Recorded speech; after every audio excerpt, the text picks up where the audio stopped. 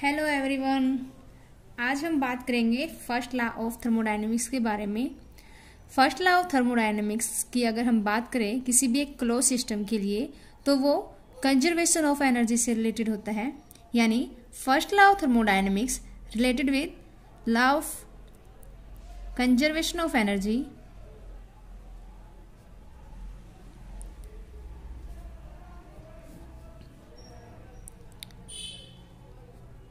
for a closed system।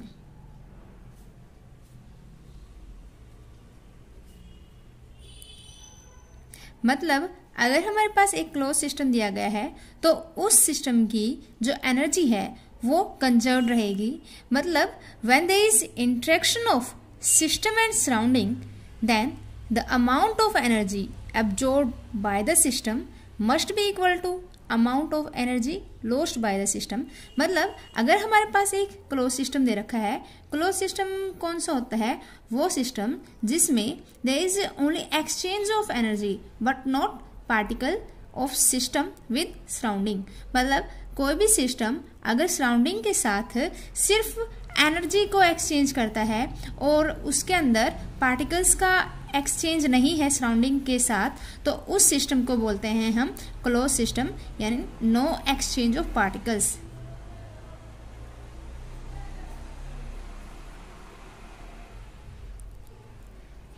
Exchange of energy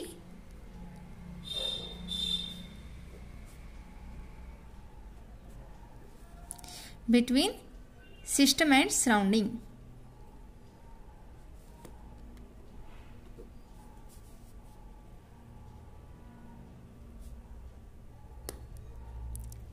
first law of thermodynamics क्या कहता है कि अगर हमारे पास कोई भी एक क्लोज सिस्टम है तो उस सिस्टम ने जितनी एनर्जी एब्जॉर्ब की है वो इक्वल होगी कि हमारी सराउंडिंग ने कितनी एनर्जी लॉस्ट की है। यानी amount of energy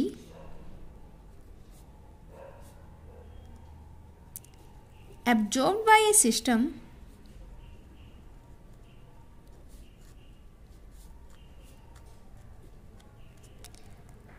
must be equal to amount of energy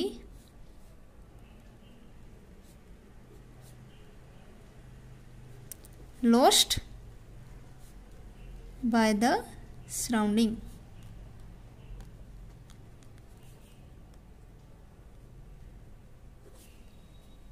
okay, अब इसको थोड़ा सा समझ लेते हैं कि मान लेते हैं कि हमारे पास एक क्लोज सिस्टम है।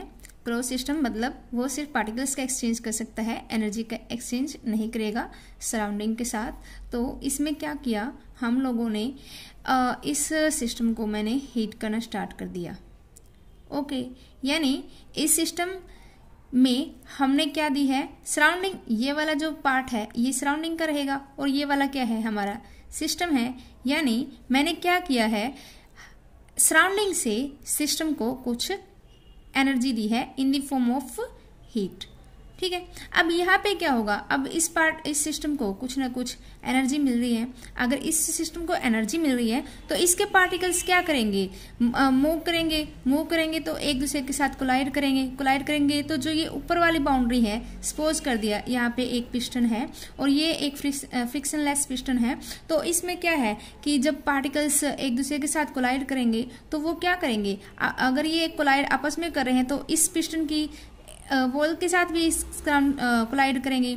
अगर यहाँ पे ये कोलाइड करेंगे तो ये क्या करेंगे, इस पिस्टन को ऊपर की तरफ क्या करेंगे, मूव करेंगे। अगर ये पिस्टन को ऊपर की तरफ मूव करेंगे तो हमारा सिस्टम क्या करेगा, कुछ ना कुछ वर्क करेगा। ओके, यानी क्या हो रहा है यहाँ पे कि हम इसको एनर्जी दे रहे हैं और उस एनर्जी के बाद हमारा सिस्टम कुछ ना कुछ काम कर रहा है। यानी फर्स्ट लॉ ऑफ थर्मोडायनेमिक्स क्या कहता है कि amount of energy absorbed by the system must be equal to amount of energy lost by the surrounding. तो हमारे यहाँ पे जो सराउंडिंग ने कितनी एनर्जी लॉस्ट की है वो किसके बराबर है, हीट के बराबर है। ओके, और हमारे सिस्टम ने एब्जॉर्ब एनर्जी कितनी है की है वो हम पता लगाएंगे किसके द्वारा, कि उसने काम कितना किया है। ओके, तो यहाँ पे हमारी हीट किसके बराबर आ जाएगी, वर्क के, क्योंकि हमारे पास यहाँ पे सिर्फ दो ही फॉर्म आ रही है एनर्जी की, एक हीट और एक वर्क। तो हम कह सकते हैं for a close system, system can exchange energy in the form of heat and work with surrounding. तो फर्स्ट लॉ की एक डेफिनेशन और हो जाएगी, heat and work are mutually convertible. हीट एंड वर्क are mutually convertible। ओके, एक ये डेफिनेशन हो जाएगी हमारी first law of thermodynamics. Okay, यानी delta Q must be equal to delta W. यहाँ पे क्या है delta Q? Delta Q is the amount of heat given to the system and delta W is the amount of work done by the system. Suppose कर लेते हैं हमारे पास एक PV diagram है। हम इनिशियल स्टेट से फाइनल स्टेट पे different path से जा सकते हैं। सपोज कर लिया ये पाथ 1 है, ये पाथ 2 है। ओके, अब हम इनिशियल स्टेट से फाइनल स्टेट पे पाथ 1 से भी जा सकते हैं और पाथ 2 से भी जा सकते हैं। तो heat given to the system during path 1 वो क्या हो जाएगी, मान लेते हैं I1F ले लेते हैं, इनिशियल स्टेट से final state through path 1 is equal to amount of work done during this process. तो ये कितना आ जाएगा, I1F, यानी इस कर्व का एरिया कितना है उसके बराबर हो जाएगा। अगर हम पार्ट 2 से जाते हैं तो डेल्टा क्यू किसके बराबर हो जाएगा, I2F, यानी इनिशियल स्टेट से फाइनल स्टेट बाय पार्ट 2, यानी delta W is equal to I2F। अगर ये इक्वेशन 1 ले लेते हैं, ये इक्वेशन 2 ले लेते हैं। अगर मैं सब्ट्रैक्ट करूं इक्वेशन फर्स्ट से इक्वेशन सेकंड तो क्या आ जाएगा, delta Q I1F minus delta Q I2F is equal to delta W I1F minus delta W I2F। अगर मैं इन दोनों को रीअरेंज करती हूँ तो क्या मिलेगा, डेल्टा क्यू I1F माइनस इस टर्म को इस साइड ले आते हैं, delta W I1F is equal to इस टर्म को इस साइड ले जाते हैं, delta Q I2F minus delta W I2F। Okay, अब यहाँ पे क्या हो रहा है, ये वाला जो पार्ट है वो फर्स्ट पार्ट के लिए है, ये वाला जो पार्ट है वो सेकंड पाथ के लिए है, क्योंकि हमें पता है कि वर्क डन एक पाथ डिपेंडेंट फंक्शन है, यानी work done during path 1 is not equal to work done during path 2। ठीक है, यहाँ पे इसका मतलब delta W I1F not equal to delta W I2F। अब ये दोनों क्वांटिटीज अगर इक्वल नहीं है तो इसका मतलब जो डेल्टा क्यू I1F वो भी इक्वल नहीं होगा डेल्टा क्यू I2F के, क्योंकि अगर ये इक्वल होते, वर्क डन अगर हमारा इक्वल होता तो ये दोनों क्वांटिटीज क्या हो जाती, कैंसिल हो जाती, तो ये दोनों क्वांटिटीज भी इक्वल हो जाती।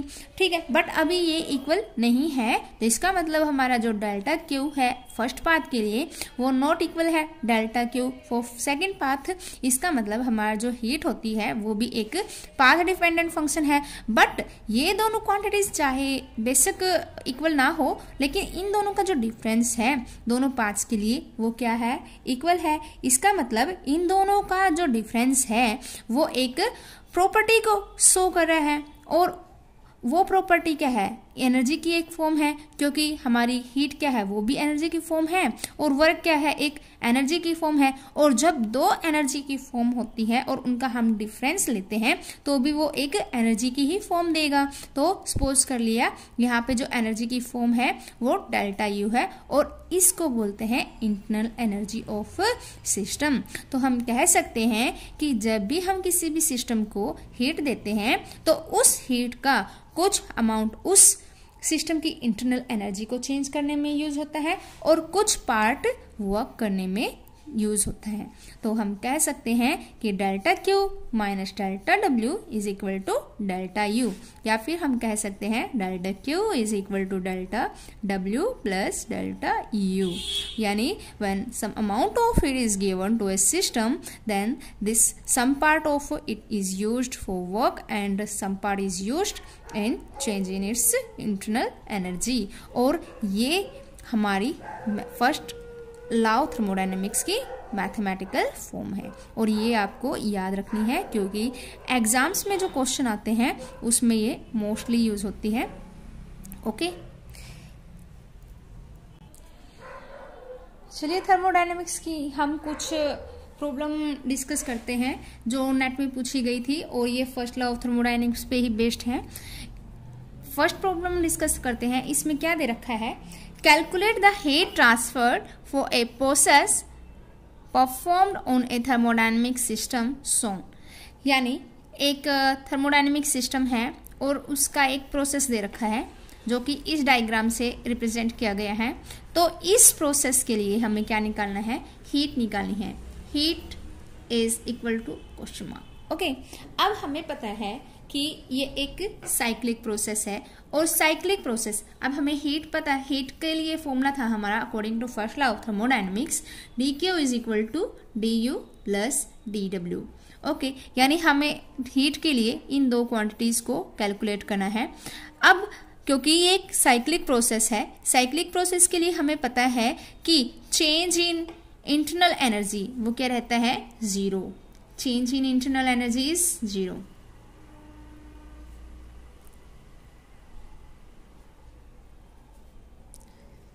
यानी D U is equal to zero. तो हम कह सकते हैं कि जो डी क्यू है, D Q is equal to D W. Okay, अब हमें पता है फॉर साइक्लिक प्रोसेस, क्योंकि हम प्रीवियस वीडियोस में हम बात कर चुके हैं कि साइक्लिक प्रोसेस के लिए वर्क कैसे कैलकुलेट करते हैं। तो हमने लास्ट वीडियोस में क्या कैलकुलेट किया था कि किसी भी एक साइक्लिक प्रोसेस के लिए वर्क किसके बराबर होता है कि उस प्रॉपर मतलब उस साइकिल ने टोटल एरिया कितना कवर किया है पीवी डायग्राम में। तो इस साइकिल का एरिया हमें कैलकुलेट करना है। ये है A B C D. Okay, यानी वर्क किसके बराबर आ जाएगा, area of A B C D A. Okay, यानी इस साइकिल का एरिया। अब हमें पता है ये साइकिल क्या है, एक रेक्टेंगल है, तो एरिया ऑफ रेक्टेंगल क्या होता है, लेंथ इनटू ब्रेथ। तो यहाँ पे जो लेंथ दे रखी है वो कितनी आ जाएगी, इन दोनों का डिफरेंस 300 माइनस 100 इज 200। ठीक है, यहाँ पे यूनिट है सेंटीमीटर क्यूब में। ओके, इनटू अब ब्रेथ कितनी आ जाएगी इसकी 100 और 200 माइनस 100 यानी 100। अब यहाँ पे ये है किलो पास्कल। अगर हम इनको कन्वर्ट करें, इसको मीटर में कन्वर्ट करते हैं मीटर क्यूब में, तो कितना आ जाएगा 200 इंटू 10⁻⁻⁶ इंटू इसको हम अगर पास्कल में कन्वर्ट करें तो 10⁻3। अगर हम इनको कैलकुलेट करते हैं तो टोटल कितना आ जाएगा, ये 20 जूल। क्योंकि क्या आ गया यहाँ पे 2 तो 4 और 3 ये 7, टोटल कितनी पावर आ जाएगी 10⁻7, और ये है 10⁻⁻6, तो ये रह जाएगी 10⁻1, 2 इंटू 10⁻1 यानी 20 जूल। यानी टोटल हीट कितनी आ जाएगी 20 joule during this process. Okay,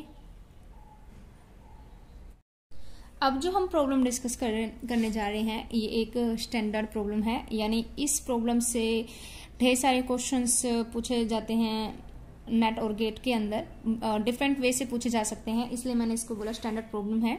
इसमें क्या दे रखा है, calculate the work done and heat transfer when n mole of a monatomic ideal gas are expanded from volume V0 to 2V0। First is isothermally at temperature T0 and second is isobarically. यानी हमें क्या calculate करना है इन दोनों process के लिए कि एक फर्स्ट में हमें कंसिडर करना है कि प्रोसेस आइसोथर्मल है, और सेकंड कंडीशन में मतलब सेकंड प्रॉब्लम में हमें कंसिडर करना है कि प्रोसेस आइसोबेरिक है। ओके, इन दोनों ही प्रोसेस के लिए हमें क्या कैलकुलेट करना है, वर्क डन निकालना है और हीट ट्रांसफर निकालना है। क्या क्या निकालना है, एक तो heat equal to question mark and work done. Okay, अब यहाँ पे क्या क्या दे रखा है कि गिवन क्या क्या है कि n मोल दे रखे हैं, आइडियल गैस है और मोनो एटॉमिक है, यानी मोनो एटॉमिक है, आइडियल है और n मोल्स हैं। ओके, अब हमें पता है कि जो हीट होती है according to first law of thermodynamics, जब भी हीट और वर्क साथ में आ जाए तो आप लोगों को फर्स्ट लॉ ऑफ थर्मोडायनेमिक्स ही यूज करना है, dq is equal to du plus dw। अगर हम फर्स्ट प्रोसेस की बात करें, प्रोसेस कौन सा दे रखा है, आइसोथर्मल प्रोसेस दे रखा है, और हमें पता है कि change in internal energy is equal to curly u upon curly t at constant volume dt plus curly u upon curly v at constant T D V. Okay, अब हमें क्या क्या दे रखा है, gas is ideal, ideal gas है तो वहां पे चेंज इन वॉल्यूम अप्रोक्सीमेट 0 होता है, तो ये टर्म 0 हो जाएगी फॉर आइडियल गैस। और साथ में क्या दे रखा है, प्रोसेस इज आइसोथर्मल, आइसोथर्मल है तो इसका मतलब टेम्परेचर कांस्टेंट है, तो dt is 0, so we can say that change in internal energy is 0 for a ideal isothermal process. तो हम कह सकते हैं कि ये टर्म हो गई हमारी 0 and dq is equal to dw for first process, यानी हम बात कर रहे हैं प्रोसेस इज आइसोथर्मल। ओके, अब हमें निकालना है वर्क डन। वर्क डन निकालना है हमें किसके लिए, आइसोथर्मल प्रोसेस में, जिसमें टेम्परेचर दे रखा है T0 और वॉल्यूम चेंज हो रही है V0 टू V0। ओके, अब हमें पता है कि हमारे पास गैस कौन सी दे रखी है, आइडियल गैस है, तो आइडियल गैस के लिए PV is equal to nRT। ठीक है, अब हमें पता है कि वर्क डन किसके बराबर होता है, integration of P dV। Okay, यहां से मैं प्रेशर की वैल्यू निकाल सकती हूं, तो यहां से प्रेशर की वैल्यू कितनी आ जाएगी, nRT बाई V। क्या मैं इस वैल्यू की यहाँ पे पुट कर सकती हूँ, तो यहाँ पे पुट कर सकते हैं इसको, P की वैल्यू कितनी आ जाएगी, nRT by V dV। Okay, अब ये भी कांस्टेंट है, ये भी कांस्टेंट है और ये भी कांस्टेंट है, तो मैं इनको इंटीग्रेशन से बाहर निकाल सकती हूँ। और हमारी जो वॉल्यूम चेंज हो रही है वो चेंज हो रही है कहाँ से, V0 टू V0, तो हमारे इंटीग्रेशन की लिमिट्स आ जाएंगी V0 टू V0, तो यहाँ पे हम पुट कर देंगे, तो nRT ये हमारे इंटीग्रेशन से बाहर आ गए क्योंकि ये कांस्टेंट है, तो ये आ जाएगा V0 to V0 1 by V dV। हम इसको इजीली इंटीग्रेट कर सकते हैं और इसके इंटीग्रेशन का फॉर्मूला क्या होता है, nRT ln ऑफ V। ओके, and limit goes from V0 to V0, तो इसको हम अगर सोल्व करते हैं तो nRT, क्योंकि हमारा जो टेम्परेचर दे रखा है कांस्टेंट किस पे है, T0 पे है, तो यहाँ पे nR T0 आ जाएगा और ये ln of 2V0 bye V0, V0 से V0 कैंसिल, ln ऑफ 2, तो हमारा वर्क डन और हीट दोनों बराबर हैं, तो हमें क्या कैलकुलेट करना था, यही तो कैलकुलेट करना था, work done and heat transfer during a isothermal process for a monoatomic ideal gas. Okay, ये रहेगा हमारा आंसर। अब बात करते हैं फॉर आइसोबेरिक प्रोसेस। अब हमें प्रोसेस क्या दे रखा है, आइसोबेरिक दे रखा है। आइसोबेरिक कौन सा प्रोसेस होता है, जिसके अंदर प्रेशर कांस्टेंट रहता है, प्रेशर इज कांस्टेंट। ओके, और हमें कैलकुलेट क्या करना है, फिर से हमें वर्क डन कैलकुलेट करना है और हीट ट्रांसफर कैलकुलेट करनी है। अब हमें पता है कि वर्क डन का जो फॉर्मूला होता है वो क्या होता है, इंटीग्रेशन P dV। क्योंकि यहाँ पे हमारा प्रेशर क्या दे रखा है, कांस्टेंट दे रखा है, तो इसको मैं इंटीग्रेशन से बाहर निकाल सकती हूँ, तो इंटीग्रेशन से बाहर आएगा तो क्या आ जाएगा, P। Okay, integration of dV, और वॉल्यूम कहाँ से कहाँ चेंज हो रही है, V0 टू V0। हम इसको इजिली सोल्व कर सकते हैं हम, तो क्या आ जाएगा, P V integration limit goes from V0 to V0. When we solve it, we get PV0. Okay, ये आ जाएगा work done for a isobaric process. And अब हमें कैलकुलेट करना है हीट रहेगी हमारी। अब हमें पता है कि प्रोसेस कौन सा दे रखा है, हमें प्रोसेस दे रखा है आइसोबेरिक प्रोसेस, जिसमें हीट क्या रहती है, प्रेशर क्या रहता है, कांस्टेंट रहता है। और हमें पता है कि स्पेसिफिक हीट, क्योंकि हमें मोनोटोमिक गैस दे रखी है और हमने प्रीवियस प्रॉब्लम में स्पेसिफिक हीट कैलकुलेट की थी एट कांस्टेंट प्रेशर और एट कांस्टेंट वॉल्यूम, क्योंकि हमें प्रोसेस दे रखा है एट कांस्टेंट प्रेशर, यानी तो हम बात करेंगे specific heat at constant pressure for a monatomic gas, and we know that specific heat at constant pressure for a monatomic gas is 5/2 R. ये हमने पिछली वीडियो में कैलकुलेट किया था और इसके लिए आप पिछली वीडियोस को चेक कर सकते हैं। ओके, और हमें पता है कि specific heat at constant pressure is equal to dq by dt। Okay, अब यहाँ से हम इसको निकाल सकते हैं, dq is equal to Cp dt। Okay, यहाँ पे total amount of heat transfer कितना आ जाएगा, we integrated from Cp dt। Okay, यहाँ पे फॉर n मोल्स के लिए यहाँ पे n से मल्टीप्लाई कर देंगे, तो q is equal to n integration of Cp dt। Okay, अब मैं यहाँ पे इसकी वैल्यू पुट कर सकती हूँ, n इंटीग्रेशन ऑफ Cp की वैल्यू है 5/2 R dt। ओके, अब हमें जो जो लिमिट्स दे रखी हैं वो वॉल्यूम की लिमिट्स दे रखी हैं V0 टू V0, बट हमें जो इंटीग्रेशन करना है विद रिस्पेक्ट टू टेम्परेचर करना है, तो हम इसको कन्वर्ट कर सकते हैं ना वॉल्यूम में। तो हमें क्या दिया गया है, आइडियल गैस दी गई है। आइडियल गैस क्या है, PV is equal to nRT। Okay, यहाँ पे जो P है वो कांस्टेंट है, यहाँ से V किसके बराबर आ जाएगा, nRT बाय P। ओके, यहाँ पे अब मैं इसको डिफ्रेंशिएट कर सकती हूँ, dV is equal to nRT by P। Okay, तो यहाँ से मैं nRDT की वैल्यू पुट कर सकती हूँ। nRDT की वैल्यू कितनी आ जाएगी, PdV। तो यहाँ से कितनी आ जाएगी, nRDT की वैल्यू आ जाएगी PdV, आगे आएगा 5/2 और इसका इंटीग्रेशन। P कांस्टेंट है तो P को बाहर निकाल लेती हूँ और 5/2 भी कांस्टेंट है, इसको भी बाहर निकाल लेती हूँ। अब ये हमारा कन्वर्ट हो गया वॉल्यूम की लिमिट्स में। तो वॉल्यूम की लिमिट्स क्या थी, V0 टू V0। ओके, यहाँ पे ये हीट है तो ये कितना आ जाएगा 5/2 P, और जब हम इसको सोल्व करेंगे तो कितना आ जाएगा PV0। तो हम कह सकते हैं for A isobaric process heat transfer is 5/2 PV0 and work done is PV0। Okay, और हमें नेट 2019 में यही क्वेश्चन दिया गया था कि for isobaric process calculate the amount of heat transferred for a monatomic ideal gas. अगर आपको मेरी वीडियोस यूजफुल लगती हैं तो इनको अपने फ्रेंड्स के साथ शेयर कीजिएगा और लाइक कीजिएगा। Thank you.